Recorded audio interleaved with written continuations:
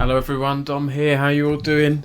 Merry Christmas. Well, it's been and gone now, right? I've got this awful hat on.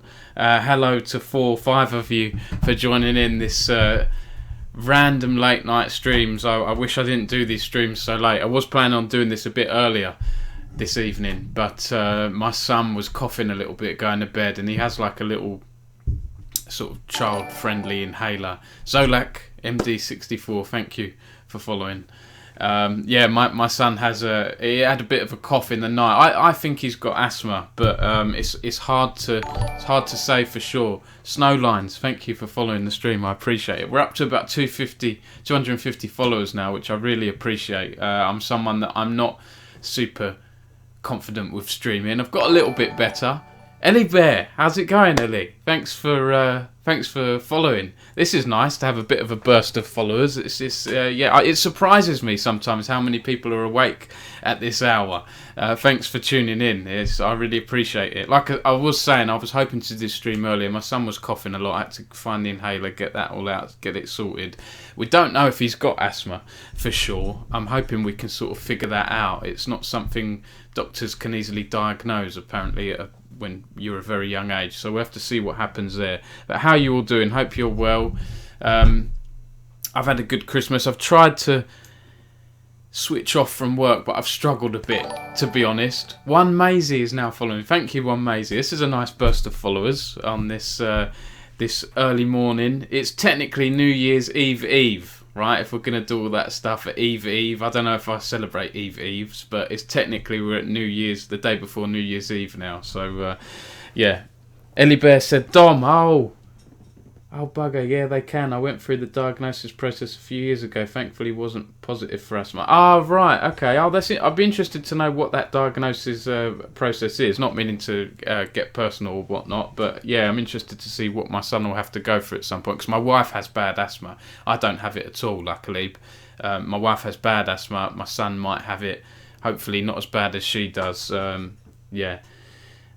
One Maisie said, nothing quite screams content hours as midnight. Haha. Yeah, I know. I don't know why I do this, to be honest. It's I do know why. It's because I have young children, and it's some part like the only time I can get in. And also, I'll let you in on a little secret, Maisie. I'm hoping to get Twitch affiliate status, and one of the things I'm struggling with, I'm all right with followers, I'm all right with concurrent viewers and all that. The only one I'm struggling with is, I think it's stream 7 times in the last month, and because I usually only do a weekly stream, that's 4 times or 5 times in a month, right? So but last week we did an interview, and I've got another interview coming up next Monday. I won't say who it's with yet because it's not 100%, and that's reminded me I need to get some questions over to them, but it's looking like it's going to be a very big League of Legends esports player, so I'm really excited about that, so I'll keep you posted on that. But yeah, by streaming late night and then going into the early hours of the next morning, it looks like Twitch counts that as 2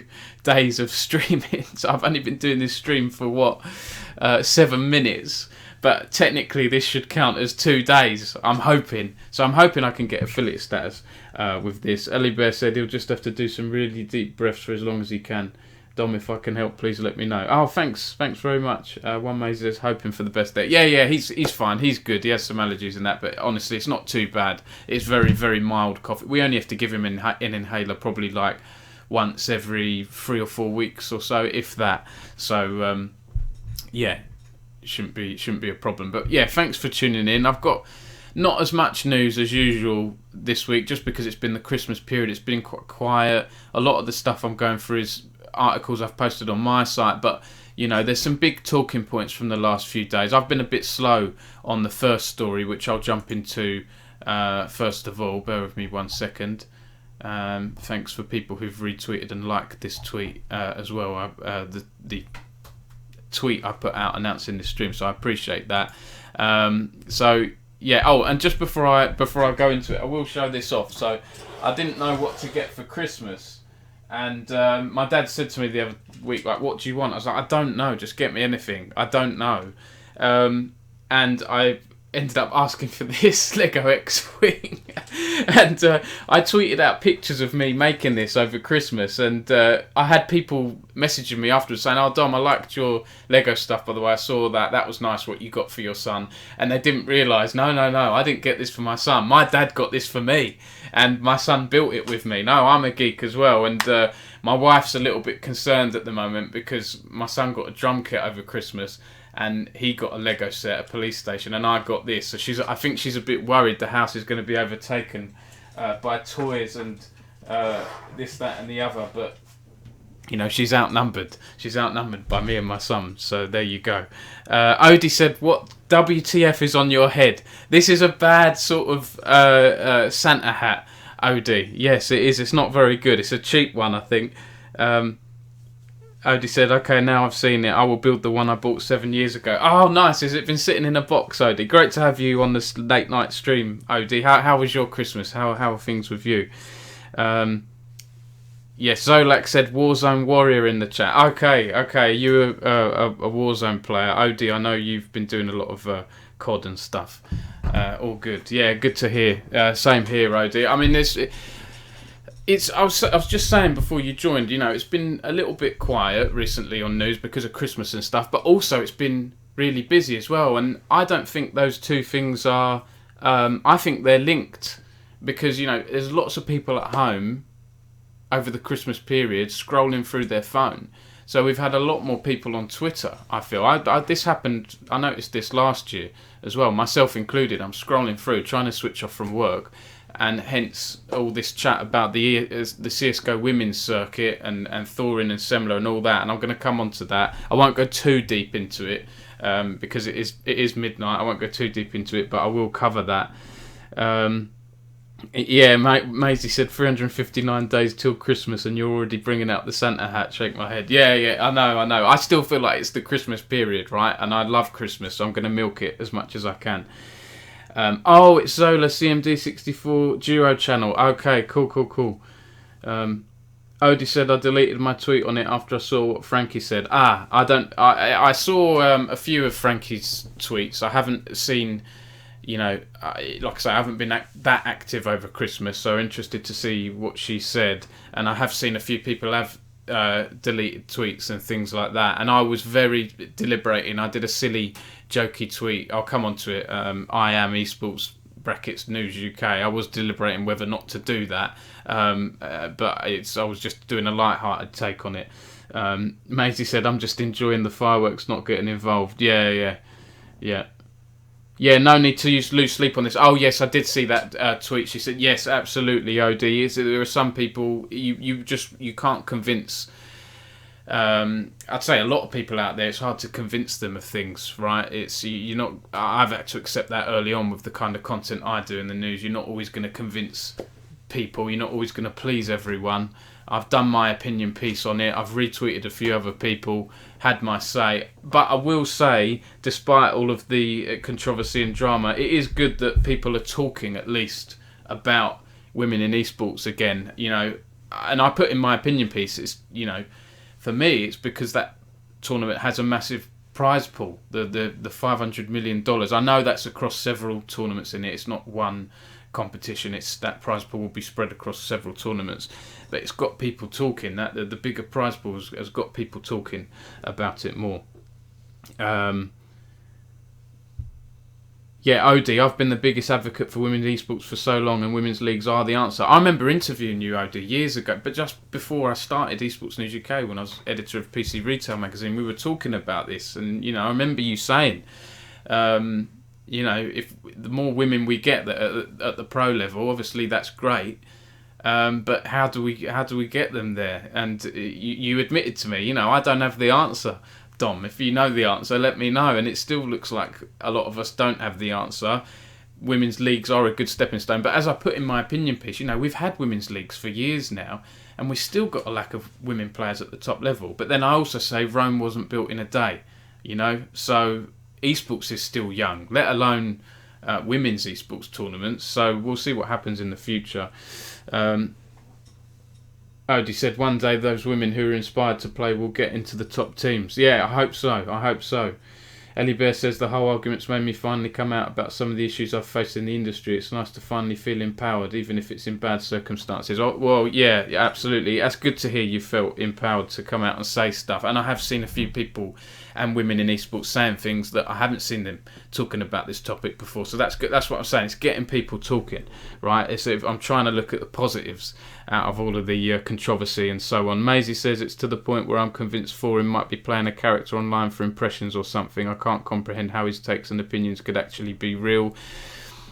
Yeah, I can see how some people have that view. I don't personally think he's changing or saying things for impressions, because actually I've noticed during this whole hoo-ha, he's lost followers. I think, okay, he might have gained impressions, but he's lost, I don't know what it is, 1,500 followers, something like that. Okay, it might not be a lot. I might be wrong with that number. It's around that figure. It's more than 1,000.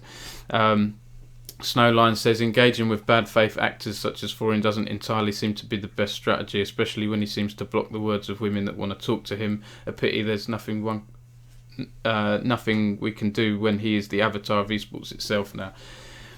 Hear you. OD, that first woman that owns a tier 1 games is a gold mine, and it will happen. Yeah, and we've seen a few, right? Scarlet, tier 1 games, that's the key thing, right? If you look at the some of these top women players we've had in recent or even previous years, Scarlet in StarCraft, Lion in Hearthstone, and so on, they're not tier 1 esports, or at least StarCraft isn't a tier 1 esport anymore.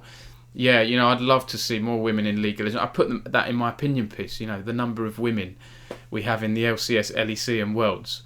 I can't think of any at the moment. I think there was a woman on as a sub on one of those teams in the LEC or LCS a while ago, and we did have Ramelia, of course, rest in peace, a few years ago. But, we just don't have enough, do we? We don't have enough. Maisie says, I think co-ed leagues are underexplored personally. And Odie says, look at EFL, no women. Yeah, football, you have women's leagues. Look at make comparisons. I know esports isn't as big as football, but the women's side of things in football has grown a lot now, where I've started to notice BBC are doing articles on women's teams.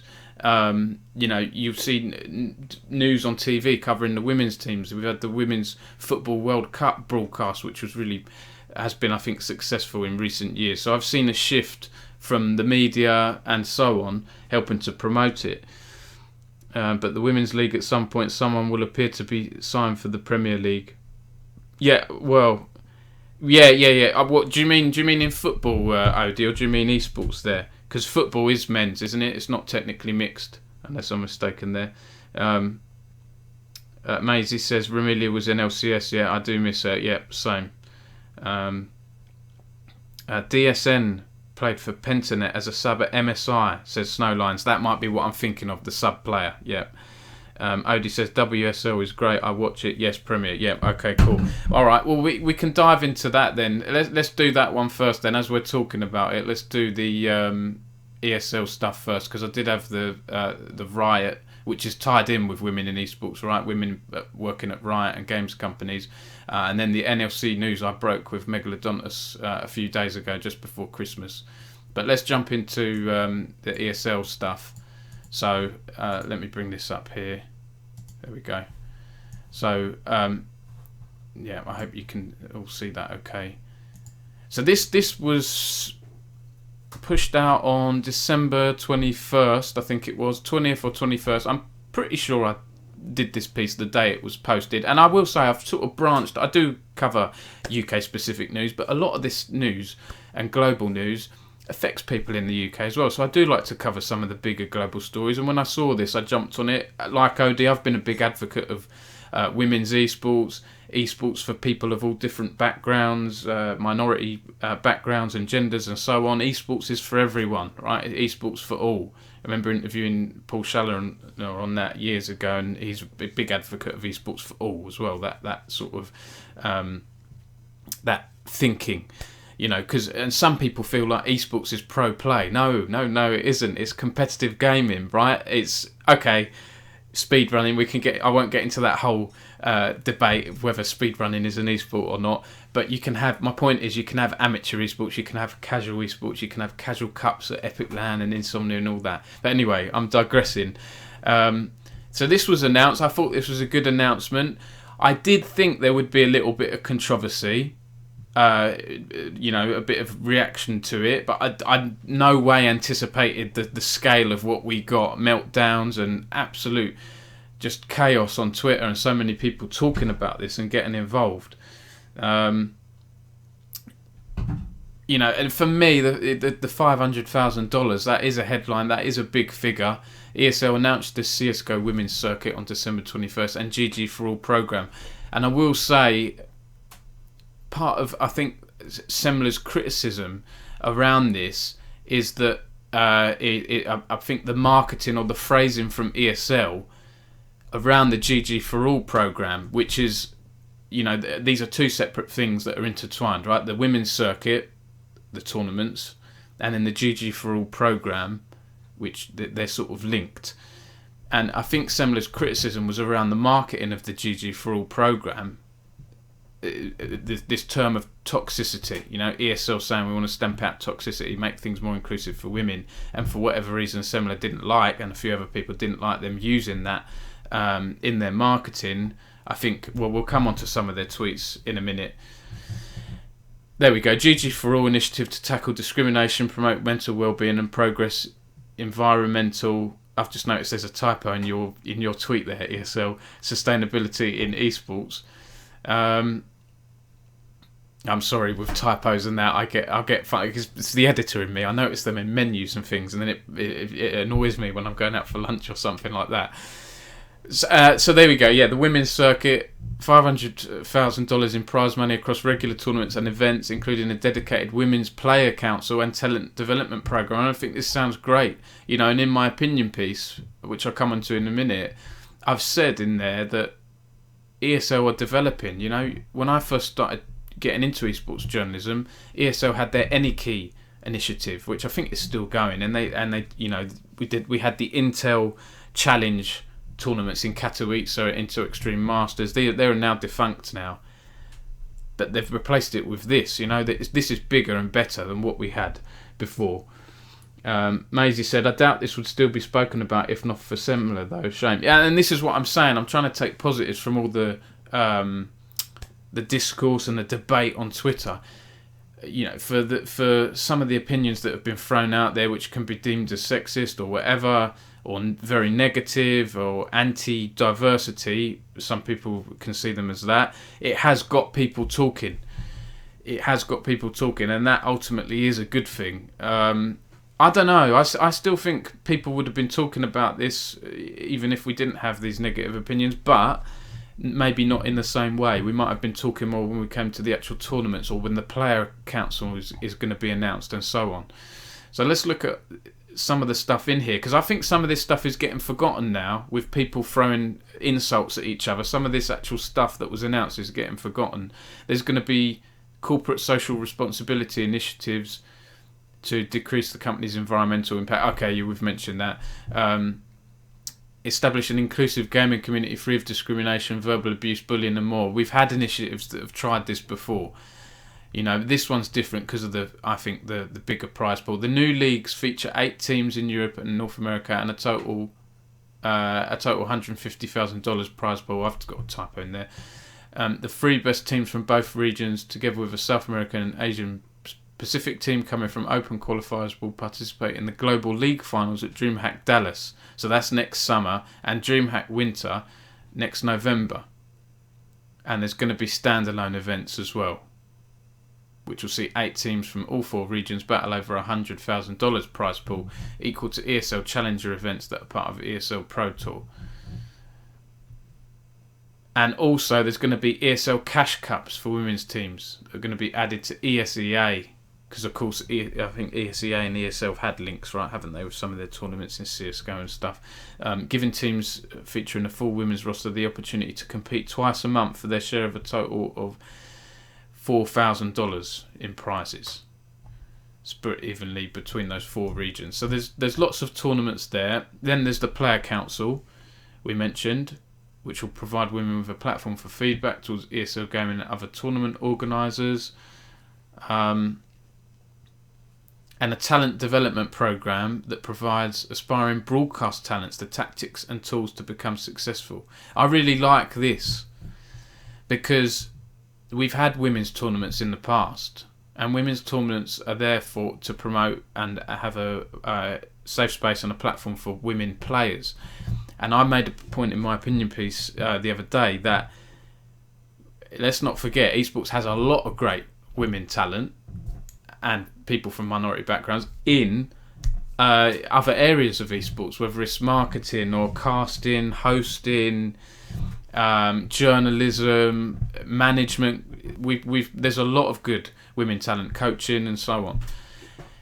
Sometimes people get carried away with the whole debate of, but we don't have women at the top level, at the playing level. No, we don't. But let's not forget we still have a lot of good women in the industry. Let's not forget that. So I like this talent development program that's helping women become casters and so on.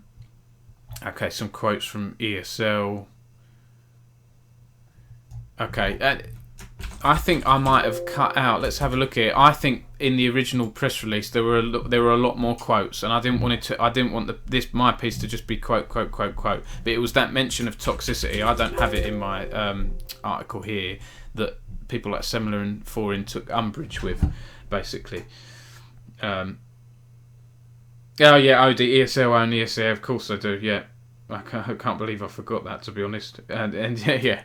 And then I sometimes still talk of DreamHack and ESL as I see them as separate entities. Yes, they kind of are, but they're with the same parent company, right? Yeah.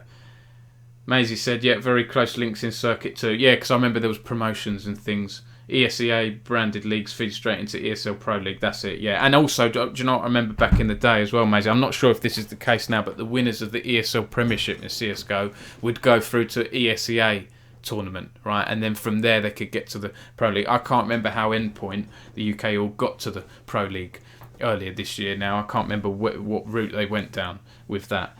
But yeah, there's links there. Anyway, so that's the initial sort of thing. And I put some initial tweets. This is before it all kicked off. Because, I wanted to put women in here because, okay, I've put some others as well. Yeah, I have, but I wanted to put some women in for their initial reactions. Frankie Ward saying that ESL Women's Circuit is fantastic news. And Yinsu Collins, this was at the start of some negativity. This was a day after. This was around 6 p.m. on December 22nd. She said, sending a prayer to all the peeps who are offended by women-only leagues and tournaments. It must be so tough to be so insecure and hateful. What a struggle. And to all the ladies who are inspired pros, don't let the idiots get you down. We're here for you. I like that tweet. There was some memes and things as well from Hedje. I think I've interviewed Hedje ages ago at IEM Katowice, and again has been all about, has spoken on the topic about getting more women involved, role models and so on like that. What amazing news. Some good comments here. And if Valve doesn't do it, I guess ESL does. This is huge for the game and is bringing back women's CSGO scene when it looked close to dead, said Josh Burnt Sanctuary. And the other tweet was from Jerome Coupez. So, yeah, I've done some initial tweets there. I'll go into this now. Let's see what you're saying. Friggy Cake, how's it going, Will? How are you? Yeah, I don't know if that National League to ESEA main still exists. Yeah, I don't think it does either. I think it's changed because I don't follow CSGO as closely as League. I'm not 100% sure. Thanks for tuning in, Will. We're covering this this madness that's happened over the past week. Thorin, of course, is very, very well known journalist, host, broadcast personality in esports, whatever you want to call him, is a big esports personality from the UK, has a lot of followers on Twitter, 200, like I said, it's dropped a bit now. I think it's 209,000 around that, was 210 or 211,000. Has said has been on over the Christmas period. He's been on Twitter a lot commenting on this, and has just been fighting back against everyone who has criticised him for his views, pointing out his sort of criticisms around this ESL CSGO women's circuit, and has just been relentlessly defending himself and the likes of Semler and so on, and ended in a rant the other day which has got a lot of retweets and has been memed when he said he is esports. Obviously he doesn't mean that literally, but people have taken it with comparisons to Thanos out of the Marvel films, and I am inevitable, all these things from films and Star Wars and Sith Lords and all this stuff. Yes, he did, Odie. You might have missed it. This is what everyone's going mad with. I'll come on to his tweet in a sec. Friggy Cake says, yeah, I don't know what he's on about. Massively in favour of women's esports. I think it's essential now. Ellie Bear said, Mum said it's my turn to be esports. Do you know what I liked, Ellie, about this? Some people's response to Foreign's tweet was, where are we here? Let's just cut the camera back. Was, let's make T-shirts and merchandise with We Are Esports in, or I Am Esports, and make it a women's campaign. I mean, someone pointed out earlier, would we be talking about this as much if Semler and Foreign didn't make those tweets? And so, I don't think Foreign will be that bothered if people make T-shirts with I Am Esports on, because ultimately we're talking about him right now, right? And someone said, is he doing this for branding and so on? I don't know, possibly. He might be just being himself as well. I don't know him that well. I don't know him. So, yeah. Snowline said, I really need I Am Esports merchandise in the same way there was this is what a feminist looks like T-shirts going on around a few years ago to raise money for women's initiatives. Yeah, saw that idea on Twitter and thought it'd be brilliant. Odie said, why are we talking about it? It's a good thing this league needs more. It's still a half-assed effort. Well, there you go, Odie, right? We don't all want to say, I guess, well done ESL, great stuff, pat on the back. Because, like I pointed out in this opinion piece, we've had initiatives like this, and we've still got a serious lack of women players at the top level. So yeah, by all means, criticise in a good way, in a fair way. Yeah, so he did say that I Am Esports. I'll come on to this. So I basically did an opinion piece just from the heart, writing about my views on this. And then after I posted the opinion piece, I think it was the next day or two. So I posted this on December 28th. Oh no, sorry, I've reposted. I posted it on like December 27th, I think, and then on the 28th, the morning of 28th, Foreign posted this. I don't know if you can see this okay here. Yeah, you can see these tweets okay. He said, since men are so bad and toxic, we made a league only for women. Not because women can't compete with men right now. And Semler said, seems disingenuous to make it about toxicity when that's not the context of why you're hosting this competitive circuit. So that's what they're coming from. They're saying that it's disingenuous of ESL to use the toxicity angle from men towards women when that has nothing. And now I will say here, when I interviewed Hedge years ago, I remember asking her, or someone, there was like a round table of press.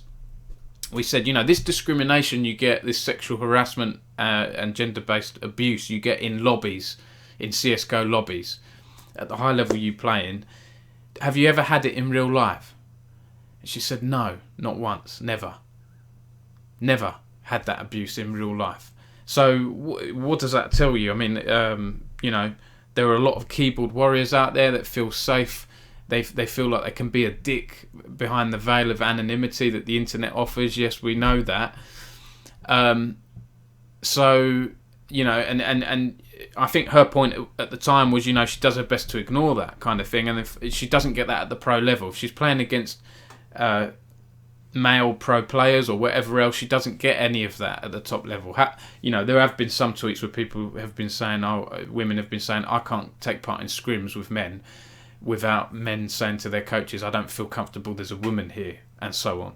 And or instances where men have fallen for the women, whatever else, right? And it's got complicated.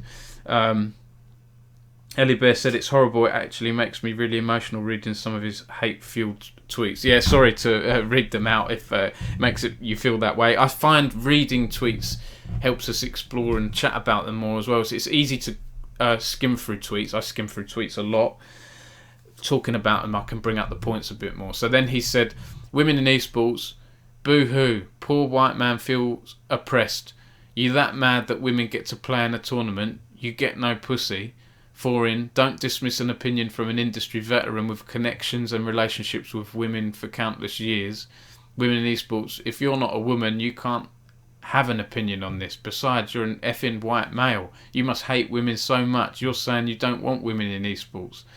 Feminism, foreign, block me, and this is the rant. Block me. I'm not going to talk all that nasty stuff, but he's basically saying people want him to block them, and then say he blocked me for being a woman and disagreeing with him. And then he said, wonder why only cynical marketers and future sex offender male feminists want to help you girls, and you can't seem to get the most talented and prolific individuals in this industry to engage with you or your initiatives. Tell you what, you do that cute thing where you tell me to get out the industry I built and still rests on my fucking shoulders. I am esports. Be gone, peon. So yeah, that is an arrogant tweet. Did Foreign build esports? No. Has he played a big part in covering esports over the years? Yes. But yeah, and a lot of people have memed that now. Odie said, I had that question once. What if your guys fancy a woman on the team? I answered, are you stupid? What if my guys fancy each other? Who cares more? And yeah, I remember you saying that actually, Odie. That was I can't remember where you said that, but I remember it. Snowline said, thoughts on 2FA linking with verifiable identity documents to dissuade antisocial actions in game. Obviously, there are privacy and anonymity concerns, but curious to hear your thoughts. Yeah, I've spoken about that before, Snowlines. It's a difficult one because part of me would like to see anonymity removed from online games and social media so that we have less of this nonsense, so that if you have your name, your actual name, Joe Blogs or whatever it is, associated with your comment, calling women horrible, whatever it is, in a CSGO lobby or other game lobby, then that's associated with your name, and that gets out there, and then oh dear, you've said some nasty things, and that's going to stay on your public record for a long time. That I think that would be a good thing. But then at the same time, yes, I know it's important that people have their privacy. It's a really difficult one, isn't it? It's a really difficult one because I don't think people should be allowed to hide behind the name of whatever the hell it is, Super Mega Gamer 101, and call people, women or whoever else, nasty things in games. I don't think that should be allowed, really, but here we are. And if you take that away, people will revolt. And then what will happen? It will just create...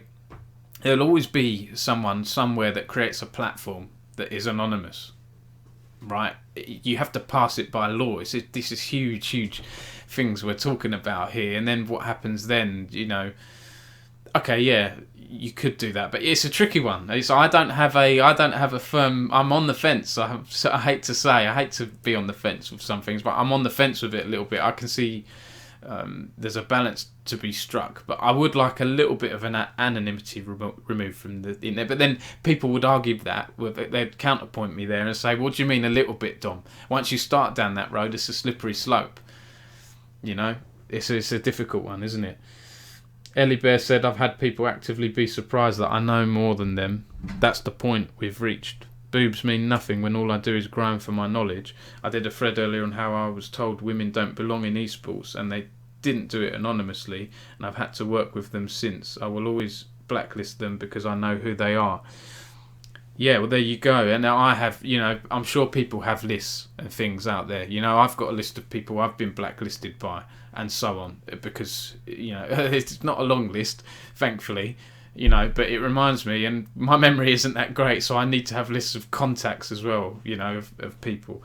So, Snowline says, I like the idea of online passports, but political will would be such an uphill struggle amongst technology illiterate legislators. Yeah, exactly. It's a can of worms, isn't it? And then some.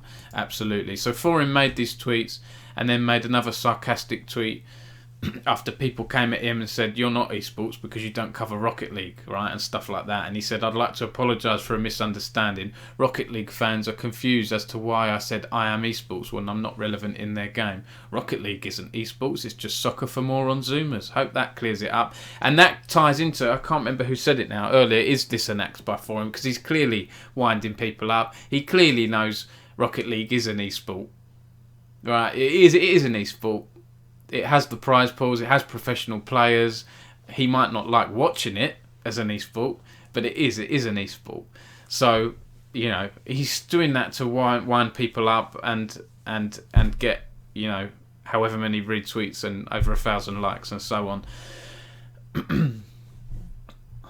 And yeah, I go on to talk about other tournaments and what I've basically said to you already now. Why now? We've already had women's tournaments. Why is this getting so much discourse? For me, it is the prize pool that's got people talking about it because it is a substantial figure. Semler said, when will the men only tournament be scheduled? #GG for all. Now, some like Thorin, I think, have said this is a joke. I didn't see it. I didn't read it as a joke. Again, I don't know Semler personally. I didn't read that as a joke because I have seen people with those takes online when women's initiatives in esports are announced and people say, what about for men?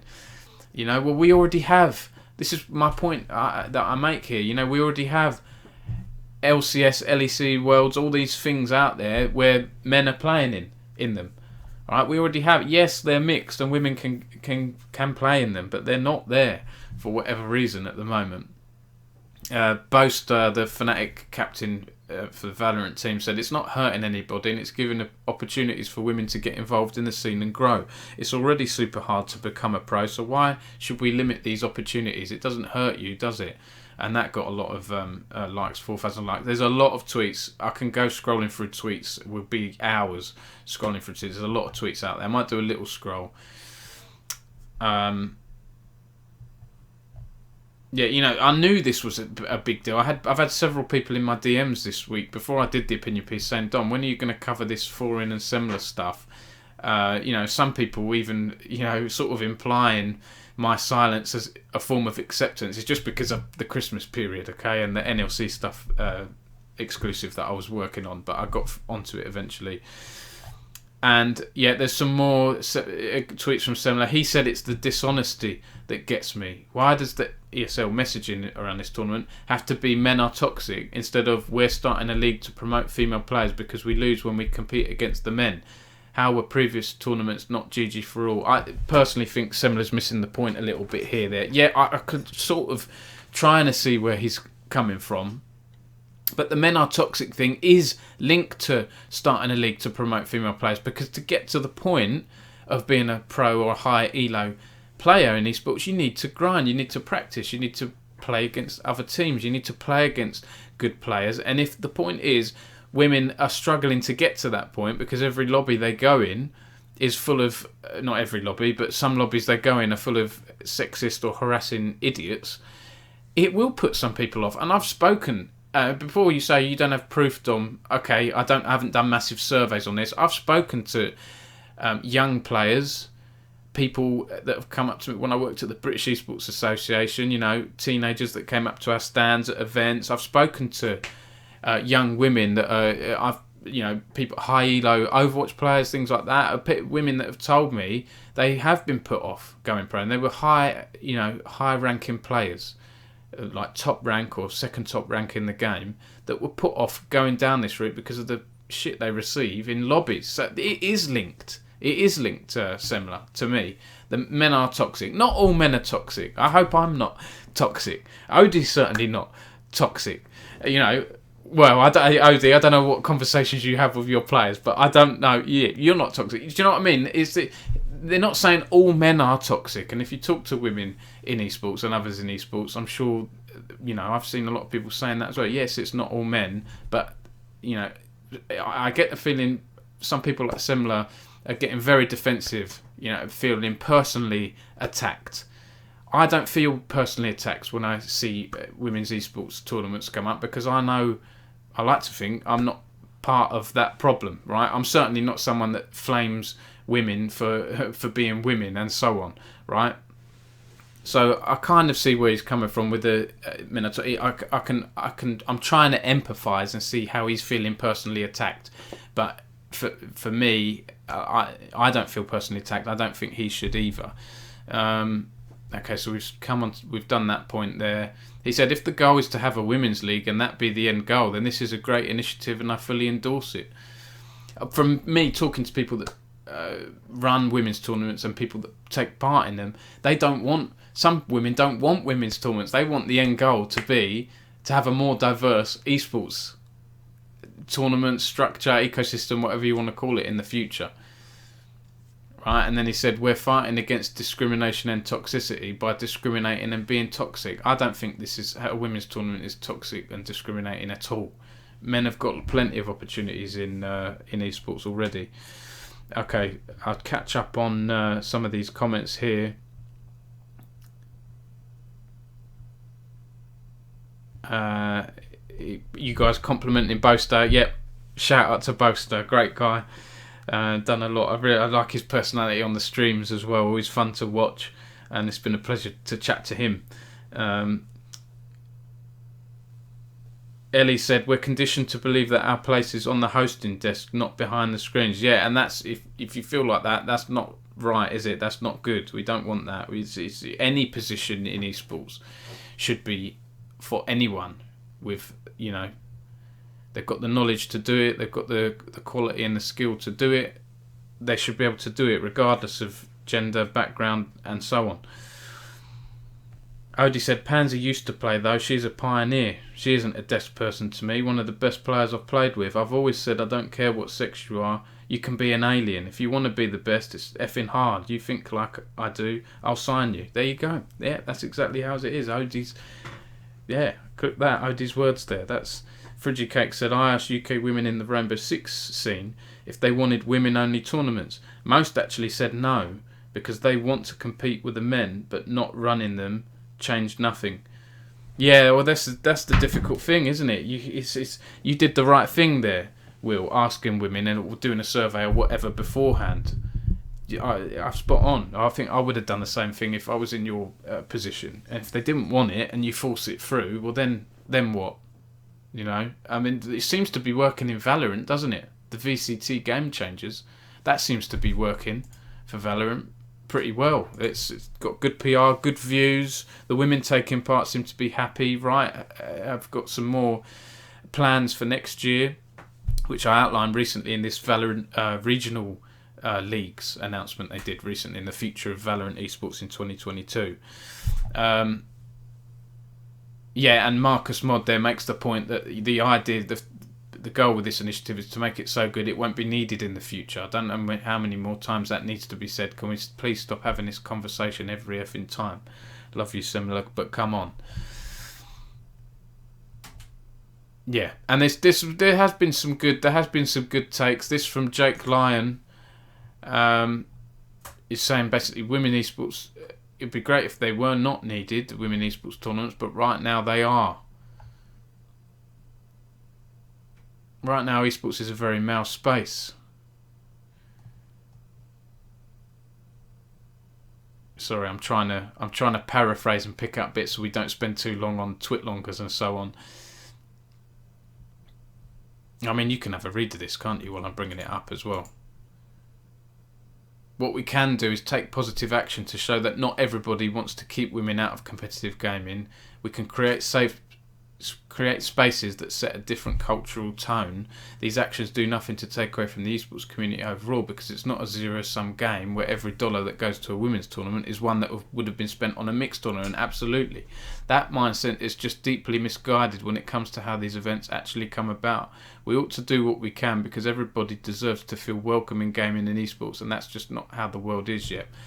Yeah, I agree with that, Jake. So, and this is a point I made. I'm just going to turn my heater off. It's boiling in here. This is a point I made, right? You can argue that women-only tournaments segregate, but esports for me is sadly already segregated. It's there in the game lobby. When women speak in a game lobby, it's there when you look at the number of women players in the LEC or LCS or Worlds, like I was saying earlier. It's there where Frankie Ward is criticised for being pregnant while working at the Dota 2 International. Madness. It's there when the women does well in scrims, but is overlooked because the guys in the team don't feel comfortable playing in a woman. And it's there in all these blooming sexism and harassment cases we can't seem to get away from. So, that's part of my view. I've just sort of done a word blurb, and I've just written from the heart and off the top of my head with this opinion piece. I've had some good feedback on it, so thanks to people reading my stuff. It's quite a long opinion piece.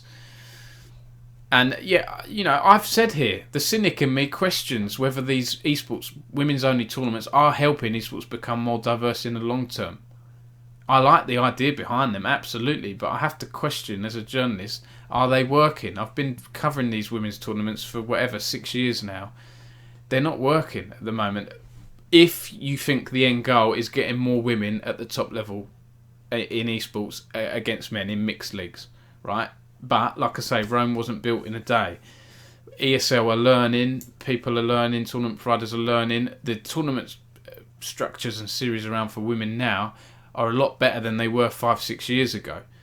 From this between the VCT game changers and this new ESL women's circuit for CSGO, that's a good start. I'd like to see more in League of Legends, actually. Riot's doing this in Valorant, VCT game changers. Why don't we have a League of Legends one? We do have some women's tournaments in League of Legends. The Null has one. Female Legends, there's been a few. Not enough for me. I'd like to see more in League of Legends, actually. I could probably do a separate piece on that. And then I've just put in some tweets here from people. Let's catch up on some of your messages. Ellie said, it's all about education. It's just unfortunate there are a lot of people who don't want to be educated on the matter. We cannot move forward until more people are educated on the issues. I'm scheduled to speak with the kids at Coventry College in January to try and start the education process. That's great stuff. That's great. You're talking in other colleges and things. I was very happy to speak with Staffordshire Uni the other week and about esports journalism. I'm talking at another one, I think Barking and Dagenham in January, which I look forward to. And this should be a topic, really. It's hard for me to squeeze in an hour's worth of stuff on esports journalism, but it is an important topic. So there's a few more tweets here. Jess Goat, shout out to Jess, great talent in Rainbow Six. We've been doing a lot of based, as they say these days, these youngsters. I'm one of the old ones in the scene, but very based. Lots of based and good takes, I think. Shout out to Jess and Yintsu again. I've already spoken about that tweet, haven't I? Leverett here. It said, I think Leverett is a player in ex-Contenders support player, okay, in Overwatch. Said, if you seriously... Let's go into the okay, so this is a thread. I won't do too much on this, but Leverett said, if you seriously believe that men and women receive equal treatment in esports, then you're one stupid son of a bee. I played in 3 seasons of Contenders, and throughout my time playing competitively, I dealt with both teammates and staff members gaining feelings for me and fighting amongst themselves about it, refusing to communicate with me during scrims because I didn't reciprocate, getting upset and jealous over me practicing synergy in MM with other teammates. I don't know what MM is there. Oh, matchmaking, isn't it? Yeah. I had friends on teams we were scrimming inform me that their team had been looking at my social media during breaks and commenting about how they all wanted to F me together. I was refused trials simply for being a girl, being told that they didn't want to ruin the team environment. I had teammates refuse to listen to my calls and strategies despite me being nominated shot caller. It took a coach having to come in and say, you guys need to listen to Leverett more. And constantly saying I'd made the right calls for anyone to take me seriously as a strategist. Loads more in this Twitter thread by Leverett, a very good thread. That must be so frustrating for her, honestly. It must be so frustrating to go through that stuff that men don't have to. And do you know what? Reading this thread has reminded me of the Fanatic book. The Fanatic book. Let me see if I can find this here. 1 second. Fanatic's esports book that was published a few years ago. I know I've put a link to this recently because I've reviewed some Fortnite books recently. There we go. I wrote this 5 years ago. Why most girls and randoms aren't allowed in the Fnatic gaming house. Right? This is from their book here. there was some insight in here. This is 5 years ago. Where is it here? There we go. Fanatics revealed why the esports organisation keeps the location of their gaming house in Berlin secret and why girls aren't allowed to visit. Wherever the players go and whoever they speak to on their time off, we always keep the location of the house a secret when meeting new people, said the previous League of Legends team manager at Finley Stewart. If it was public knowledge, we would constantly have people waiting for us outside. I'm not sure how many exactly, but I can imagine double digits over the course of a week. This could disrupt our preparation, especially when leaving for matches in the LCS. Yeah, that's fair. He continued, I also have a rule about girls. Only girlfriends are allowed in the house. No players can bring back, for want of a better word, a random for the night. If this girl is a fan of the team, what's to stop her sharing the location with people on Twitter? Honestly, if that got out, there'd be a real problem. We simply have so many people milling about outside the house. Okay, yeah, that's basic stuff, but interesting to hear from you on this. Actually, Odie, I guess that's a rule, isn't it? Footballers aren't allowed to bring their wives and girlfriends onto the training pitch, are they? You know, that's just the idea of the gaming house that sort of blurs the personal and working lives of people, doesn't it? Football is a bad comparison for me to make there, but anyway, it just reminded me of that when Leverett was talking about those tweets she put out there. Oh, Frigid Cake, Dagenham's where I'm from. Oh, cool, I didn't know that. Snowline said Church of Sue. Yeah, absolutely, all worship the Church of Sue. That sounded weird. Yeah, and there's some more tweets here. X33 UK is an Overwatch stream. I think she played Overwatch. She said loads of people unfollowed her after tweeting about women issues in esports. She said that's disheartening to hear that none of these people want to hear the issue because it doesn't concern them. What about your daughters one day? Absolutely.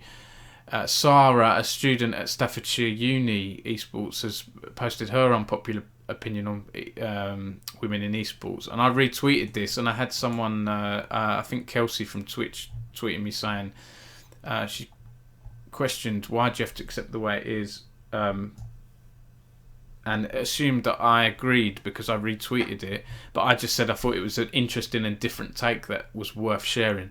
Basically, I don't necessarily agree or disagree, and then I linked to my opinion piece, but yeah, I'll come on to that as well. And I really like this tweet from Moxie, over 6,000 likes. You know, this meme thing, you don't fit in here, group being women, I guess on this case. Okay, we'll make our own place, women's tournaments. Why are you excluding us? The men are saying, oh no, you do not fit in here, and they're all crammed in, right? I really like that visual sort of representation of this whole topic.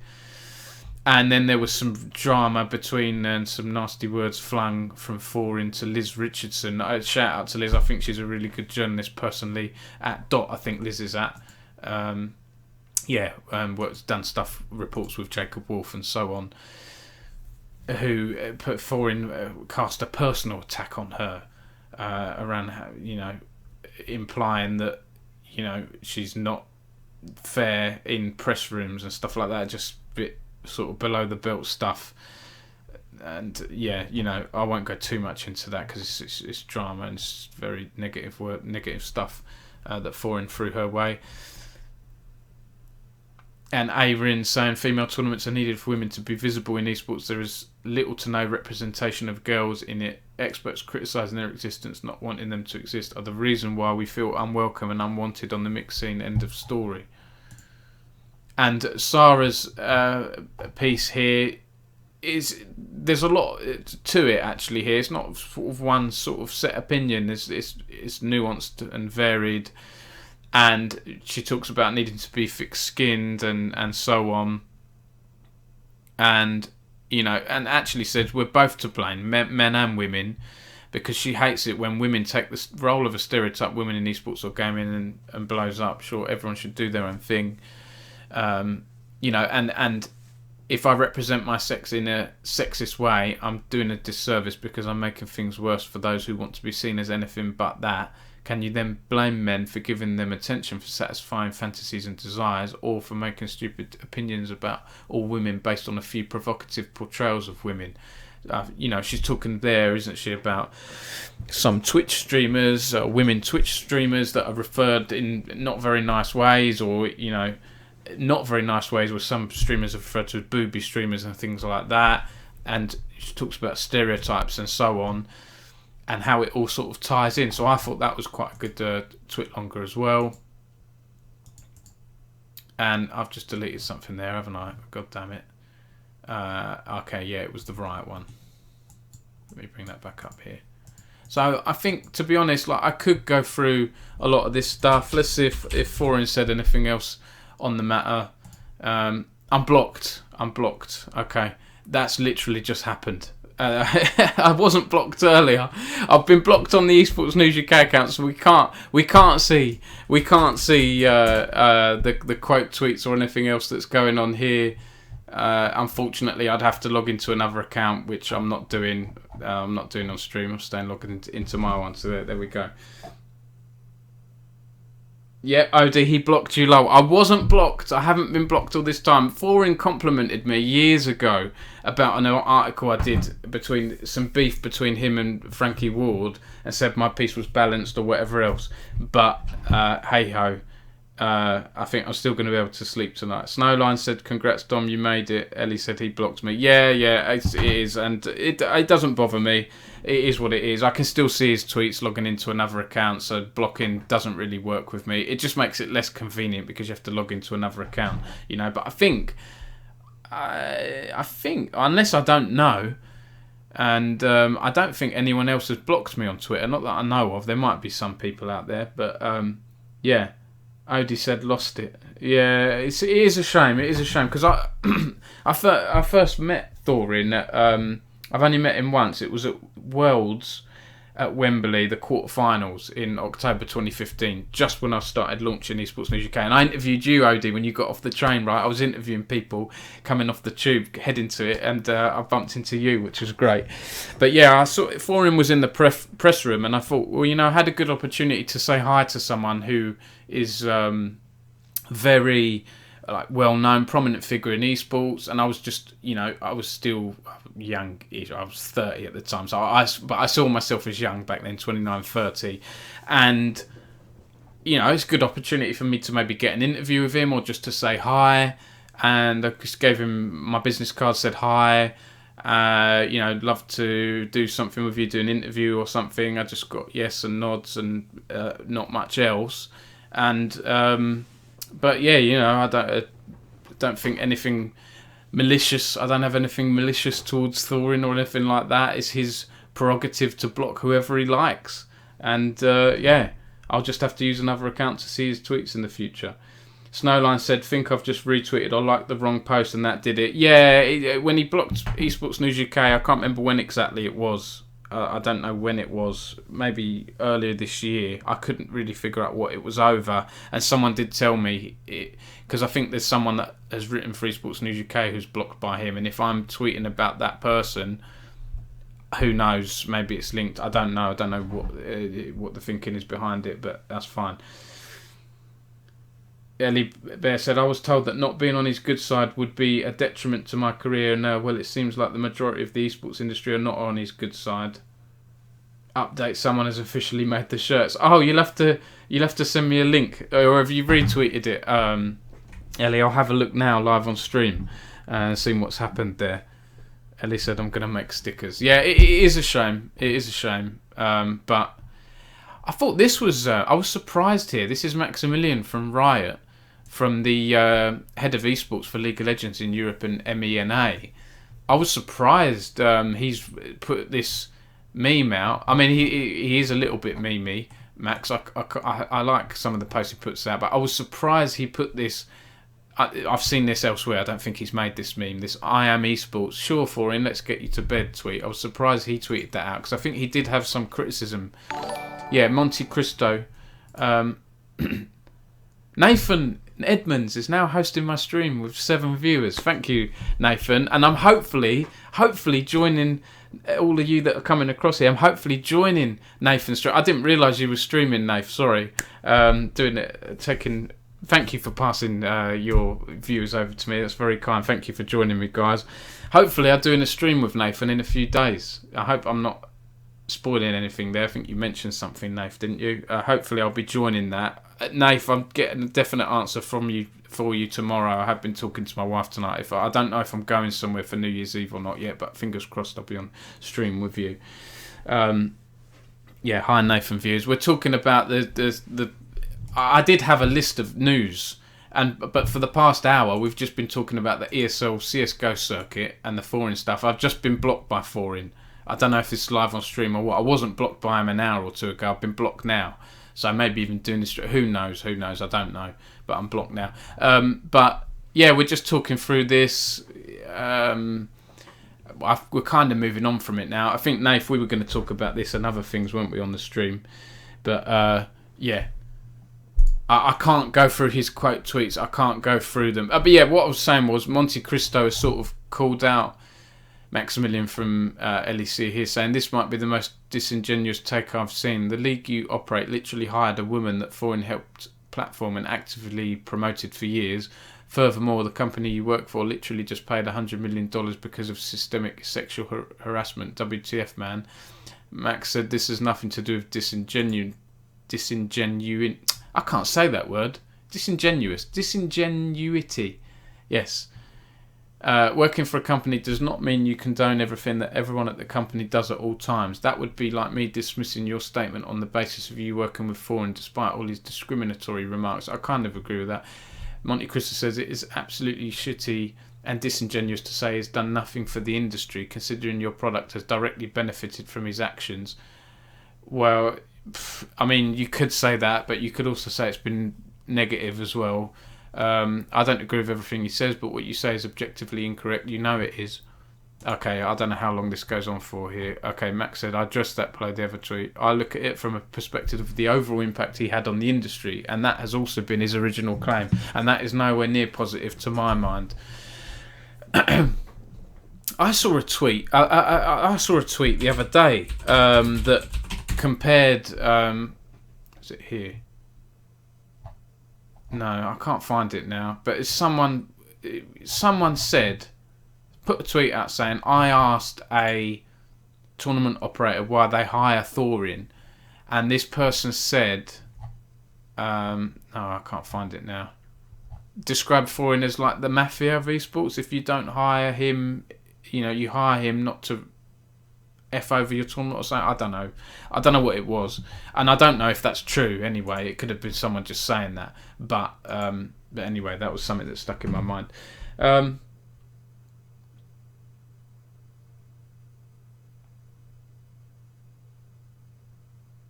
Yeah, I agree, Nathan. Him saying that Foreign has done nothing is pretty well. Well, Monte Cristo does a show with Foreign, doesn't he? So I guess that's why he's sticking up for him. Snowlines, lovely replies there from great enlightened thinkers such as Kumalord. Yeah, we won't go into some of that. I think we've done this topic now. There are more tweets I could go on to, but this actually links us pretty nicely into this this story. And I covered this a little bit late just because it was the Christmas period, and I've been a bit slow on some stuff, and it is just me and a few volunteers and so on. But Riot has settled this gender discrimination lawsuit in a $100 million agreement. I wasn't sure we would see this, to be honest. It looks like Riot's trying to put this behind them now, and fair play. Riot will pay $80 million to all current and former full-time employees and temporary contractors who identify as women and worked any time for Riot between November 2014 to present day, and apparently another $20 million in attorney's fees to be confirmed. So $100 million overall. And Jeannie Harrison from the law firm Jeannie Harrison, this is a great day for the women of Riot Games and for women at all video game and tech companies who deserve a workplace that is free of harassment and discrimination. We appreciate Riot's introspection and work since 2018 toward becoming a more diverse and inclusive company, its willingness to take responsibility for its past, and its commitment to continued fairness and equality in the future. So overall good news to not very good stuff in the industry, right? Yeah. And I did notice this. Riot CEO Nicolo Laurent had a now deleted tweet. He said, since 2018, we've been in litigation around alleged gender discrimination and harassment. Today, we've reached a settlement totaling $8 million for the women of Riot. While we're proud of how far we've come since 2018, it's important that we also take responsibility for our past. So yeah, this lawsuit started in 2018. Now, a lot of people called out Nicolo for his use of the word alleged, saying alleged gender discrimination and harassment, with a lot of people saying you've just settled and you're calling it alleged gender discrimination when it is actual gender discrimination. You know, all these stories that came out. I think Kotaku did a thing earlier in 2018. Where is it here? I've linked to it here if you want a deeper look into all this stuff. Kotaku did this very popular article, Inside the Culture of Sexism at Riot Games, which details a lot of this stuff. And also shout out to Shannon Liao, I hope I pronounced that right, reporter at the Washington Post, who did a really deep dive into this and broke this the other day. I think before Riot posted their Washington Post ads. So that, check that out as well if you can get through all the ads and stuff. It's actually not a very long article, I think, but it's a good overall piece. So yeah, check that out. Any views on that anyone has here? Okay, Snowline said, any word from Riot on taking responsibility for Scott Gelb's actions? That's interesting you say that, Snowlines, because before I posted my article a few hours ago, I looked into that Scott Gelb stuff. And from what I could tell, he's still at the company. I don't know. Oh, God, what am I doing here? Where's my article gone? Here we go. From what I can tell, he's still at the company because he's the one, right, that was accused of doing all that initial weird stuff of farting in people's faces and touching people's, guys' genital, all this horrible stuff. I think he's still at the company and has gone through training or whatever. So as far as I'm aware, he's at the company. I'm not 100% sure on that, but I did look into it a little bit because I was curious as to what had happened around that. And of course, Riot had a previous case earlier this year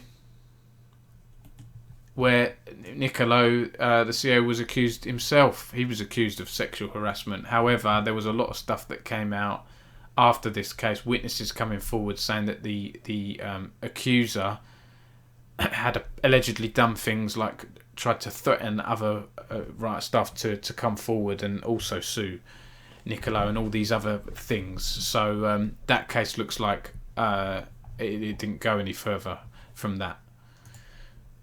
So that was that. And yeah, exactly. Yes, thanks for looking into it. No worries. Awful. Yeah, 100%. Yeah, usually when I do a story, I do try and sometimes, I'd say I spend more time researching than actually when I get onto the actual writing.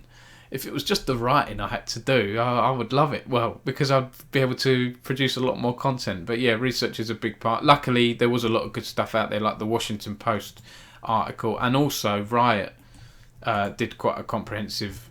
Hang on, I'm on the wrong one here. I'm on the wrong one. Where are we?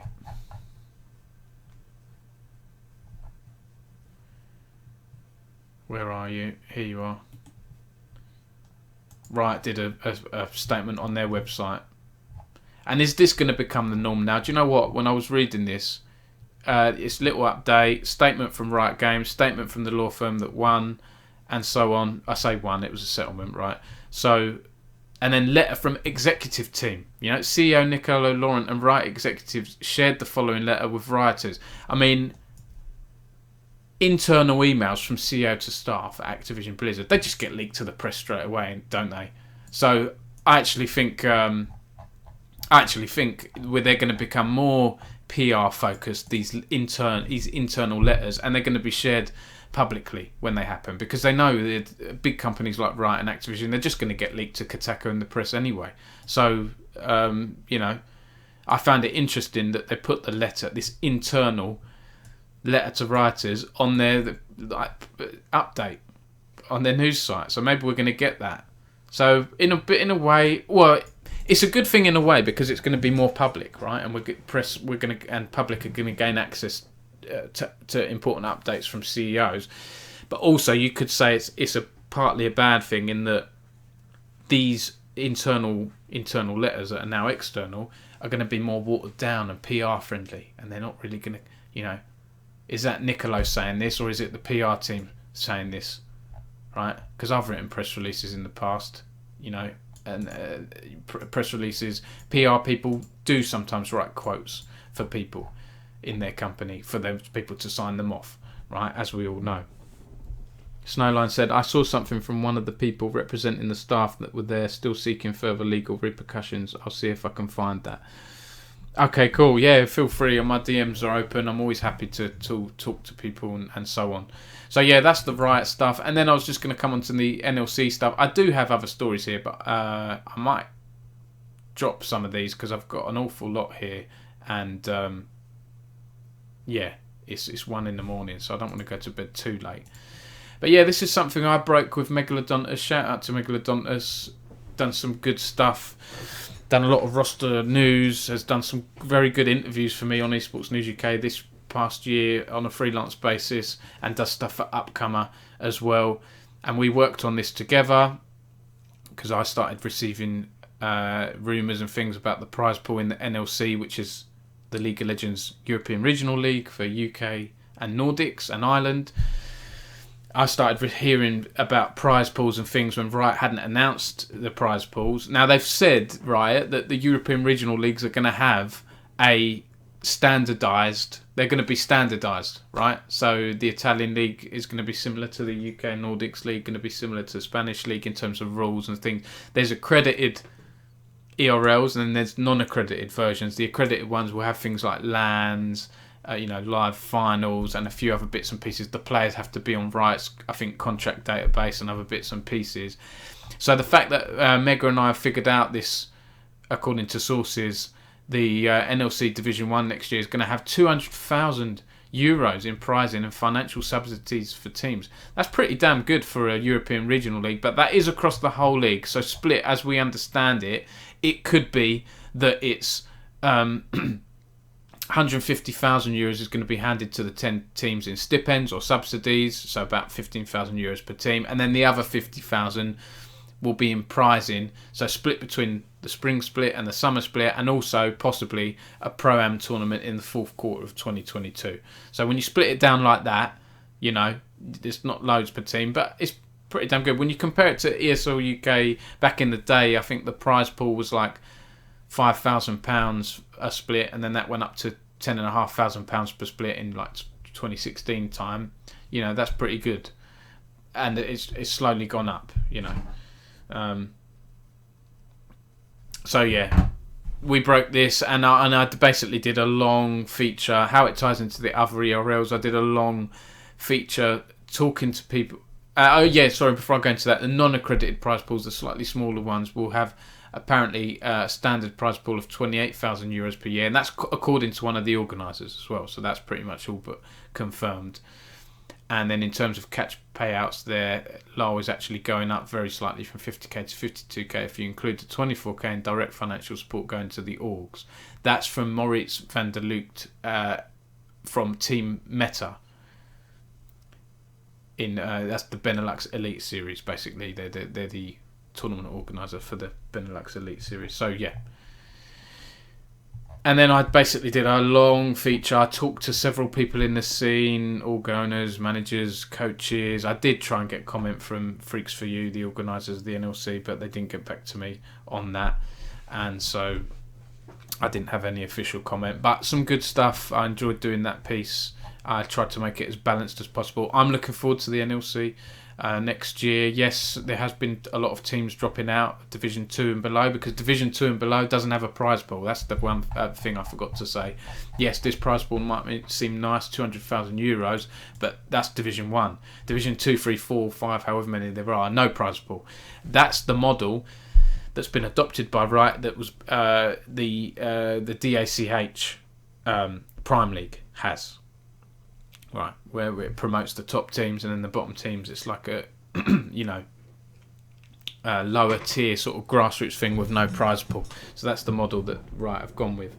Div 2 has been fun, Ellie Bear said. Yeah, you're doing stuff. Are you doing stuff with a team there, Ellie? Am I? I should know that, shouldn't I?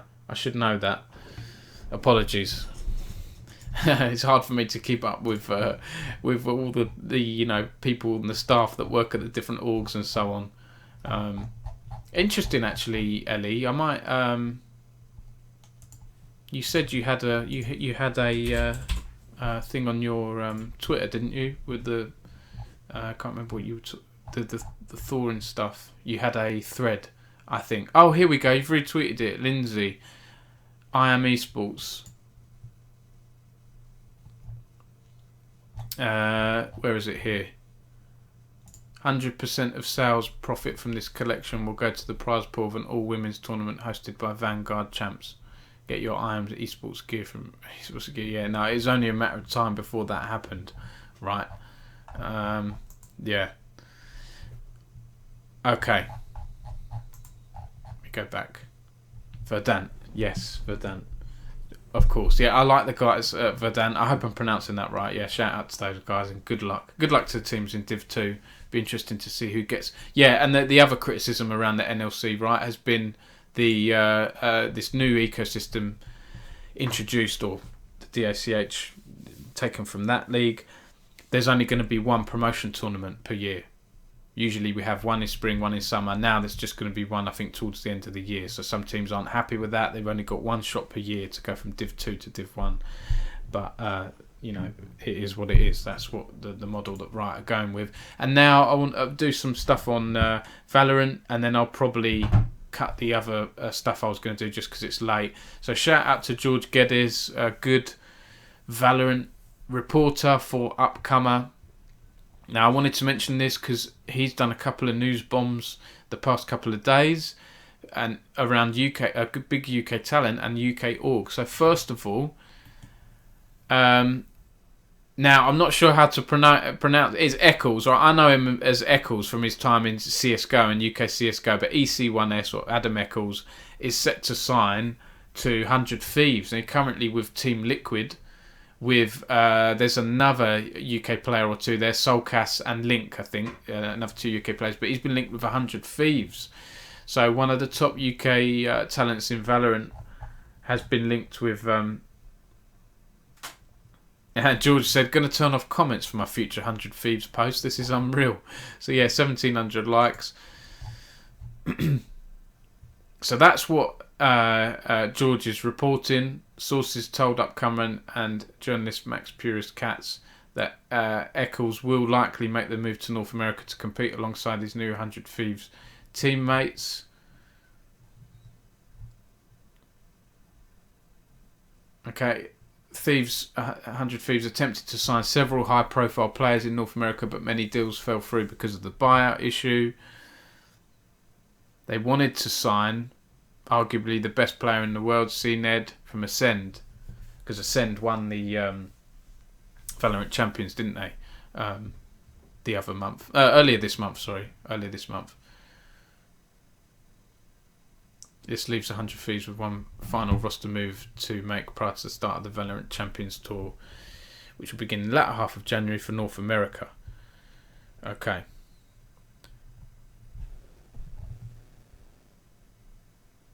And then he's put their roster in there as well. 1 second.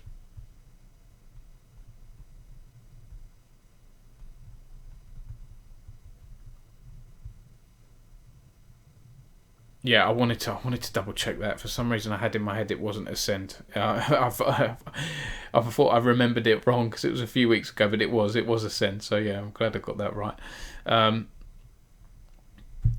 Okay, and then the other thing George has reported on, that XL Esports, the big UK org, shaking up their roster here.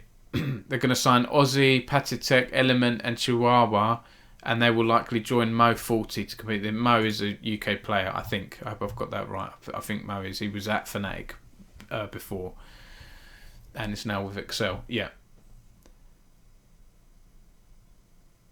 XL have recently practiced with in-game leader Aussie at the helm, as first reported by Dick Zerto, where his former teammate from No Poaching, Element, will also likely join the roster. Okay, so this was reported by Dick Zerto much earlier in the month, that the XL were targeting Aussie as part of the Valorant squad rebuild.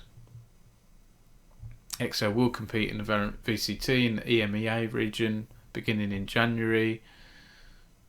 And there's some more background on some of the players there as well. But yeah, that's some big news. I haven't covered that because I don't want to just repeat the hard work of another journalist. I'll wait and see if EXL and 100 Themes confirm those news. that news. So yeah, I won't go in. I've got 8 viewers here. I could go on a bit longer, but I've been streaming. I've been streaming for what now? An hour and a quarter or so, and we did talk a lot about the foreign stuff. I got blocked live on stream by I don't know if it was live, but very close to the stream. It is what it is. Snowline said, "Okay, night all, been great stream. See you all." Yeah, thank you for tuning in. I won't, because I have loads of other stories here, but I think I'll save that for another day. And also, I'll save some stuff for if I do this stream with Nathan as well. So thanks for tuning in, everyone. Thanks for the follows. I appreciate it. And yeah, New Year's Eve, if you're not doing anything, Nathan Edmonds, good old Nathan Edmonds, the former EXL social media manager, of course, joining somewhere else maybe soon, and sweet extraordinaire with his sweet business. Hopefully we'll be on that stream. If I'm not there, do tune in to Nathan anyway, New Year's Eve. I'm not sure what time.